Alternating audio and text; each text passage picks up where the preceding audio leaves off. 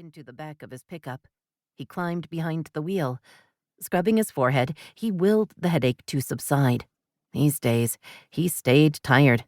It had been a while since Dad had been able to help on the farm. Cranking the engine, Nate jostled down the rutted path toward the barn. The boys would be wondering where he was. He liked to be there when they got home from school. Yet, despite how hard he tried, he'd failed them once again. Not for the first time. He thought how much better Deanna would have coped as a single parent, but she was the one who died, and he was the one left to pick up the pieces of an unimaginable future spent without her. Holding the leash of a medium-sized, sable-colored rough collie, a woman with indistinct features emerged from the shadows cast by the barn. Gut-churning, he suddenly realized he was late for the appointment with the trainer from Paw Pals. He braked sharply, sending gravel spinning. The woman jerked. Nate threw himself out of the vehicle. Way to make a terrible first impression, Crenshaw. He hoped his dad had stepped into the gap due to his lack of hospitality. The boys had been looking forward to the dog coming to live with them. Probably lively 5-year-old Cody and 7-year-old Connor had more than made up for his absence and provided a most cordial welcome. From a distance, his first impressions of the dog trainer were of her even, pleasing features. She was pretty in an outdoorsy way. Compared to his 6-foot height, she wasn't tall, maybe only 5'5". Casually dressed in jeans, brown ankle boots, and an oversized beige sweater, she wore her hair in a pale golden braid, which hung over her shoulder.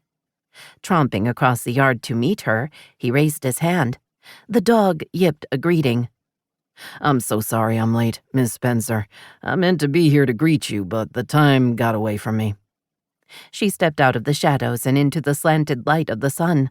A slight breeze fluttered the blue silk ribbon tied around the end of her braid. Once upon a lifetime ago, he'd known a girl who wore her hair the same way. Hand outstretched, he got his first glimpse of her face.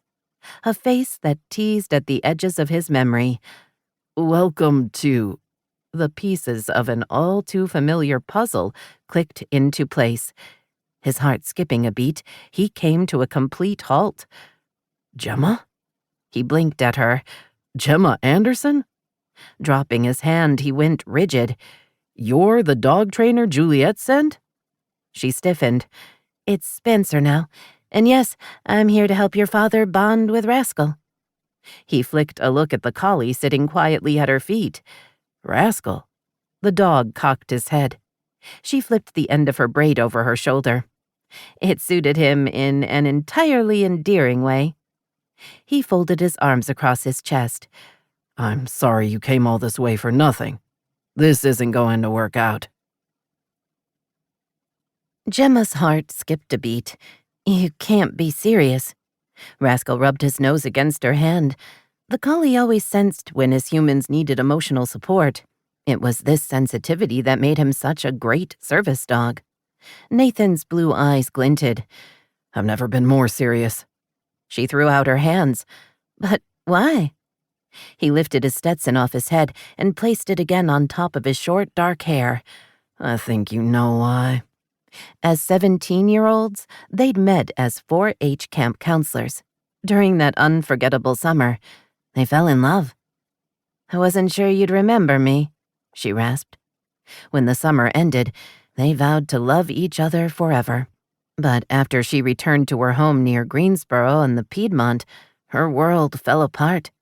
She immediately ended her budding relationship with him, stopped answering his letters, and refused to take his phone calls. Later, she'd heard through the 4-H grapevine, he and a former girlfriend got married. "No one ever forgets their first love." He threw her a piercing look. "Nor the dear John left in my voicemail the very next day." Because the next day after she returned home, her mother was dead, and her father in prison. The shame had been too much. Recalling that terrible day brought only darkness, a downward spiral into an abyss she'd barely managed to survive.